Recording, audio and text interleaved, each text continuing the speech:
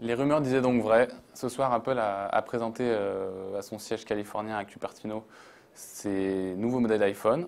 Donc il y aura bien deux nouveaux modèles et non pas un, comme la tradition le voulait les précédentes années. Donc un nouveau modèle appelé le 5S, qui lui sera évidemment plus puissant que le modèle précédent, avec un nouveau processeur A7. Tim Cook a précisé que ce processeur était 56 fois plus puissant que le tout premier modèle de l'iPhone, sorti en 2007.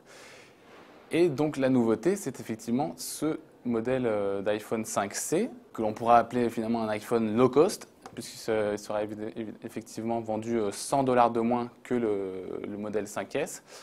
Alors la vraie particularité, et ce qui a impressionné tout le monde lors de la keynote de Tim Cook, c'est que ce modèle, le 5C, sera décliné en 5 couleurs.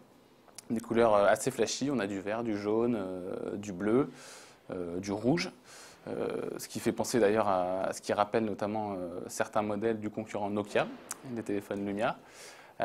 Donc ce modèle 5C sera commercialisé à partir de 99 $ dès le 20 septembre. Alors la stratégie derrière tout ça pour Apple, elle est claire, c'est que en fait le groupe cherche à relancer son offensive sur les marchés émergents, là où il peut vendre des téléphones un peu moins chers. Puisqu'en fait Apple éprouve certaines difficultés dans ces pays, notamment en Chine, où on a vu que les ventes d'iPhone avaient diminué de 14% sur le dernier trimestre. Donc l'objectif est clair, sur un marché aussi gros que la Chine, eh bien, il faut qu'Apple soit présent et il faut qu'Apple puisse renouer avec la croissance. Alors cette croissance, il pourra notamment y parvenir en signant très prochainement, c'est ce que disent là aussi les rumeurs, et malheureusement on n'a pas eu confirmation de cette information ce soir, mais Apple devrait signer avec le plus gros opérateur du pays, China Mobile, qui compte quand même près de 700 millions de clients. Le flot de rumeurs était tellement intense ces dernières semaines que finalement il n'y a effectivement pas eu vraiment de surprise et on s'attendait malheureusement pas à plus de nouveautés de la part d'Apple. Et c'est vrai que c'est un peu le problème, effectivement, depuis un an ou deux maintenant chez Apple, c'est que le groupe qui était auparavant le fer de lance de l'innovation dans le secteur de la high-tech, on se rappelle de l'iPod au début des années 2000, on se rappelle évidemment de l'iPhone en 2007, qui a vraiment lancé le segment des smartphones, de l'iPad évidemment en 2010 aussi, qui a lancé le marché des tablettes.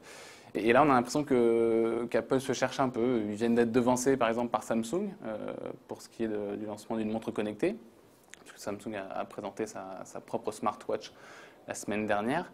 Tout le monde attend Apple sur ce terrain-là, mais pour l'instant, effectivement, on n'a pas plus d'indications sur ce que pourrait être le prochain produit révolutionnaire d'Apple.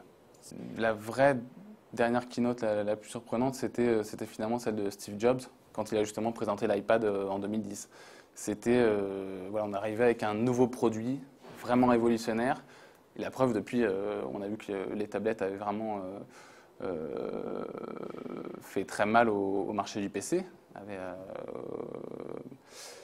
Et donc, c'est vrai que depuis 3 ans, on a l'impression que Apple peine à retrouver ce souffle d'innovation qui fait que, eh bien, on pourra encore compter sur eux pendant 10 ou 15 ou 20 ans.